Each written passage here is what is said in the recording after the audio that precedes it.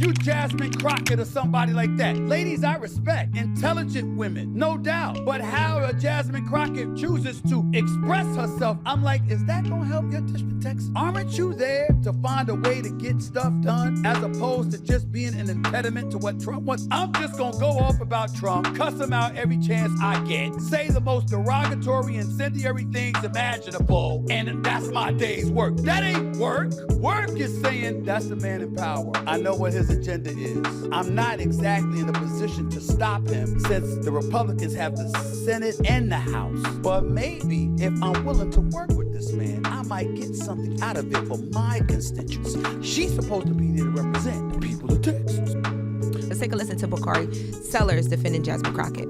There is a through line between the Ice Cubes and the Jason Whitlocks and the Stephen A. Smiths. These individuals have been around since we have been on this freedom struggle. There have always been individuals out there which exhibit behaviors of charlatans who utilize, some people are in it for the change and some people are in it for the change, right?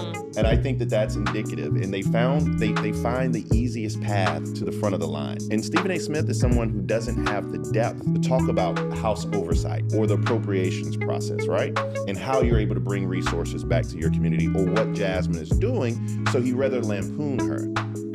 So Stephen A. Smith has been seeing all of this outrage, and he says, normally he does his show at a certain time every week, but he decided to do an emergency episode to get back with the people who have something to say. Willie D.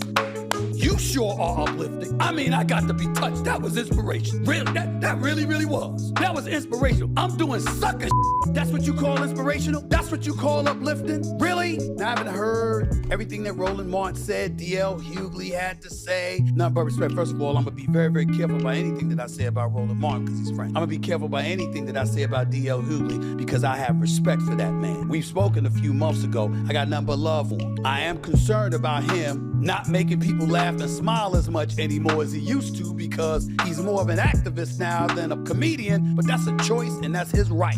Crockett's performance in the House scored a research. What I was saying was this educated, brilliant black woman representing over 750,000 people is engaging in verbiage and rhetoric for the streets. And that's fine when you're in the streets.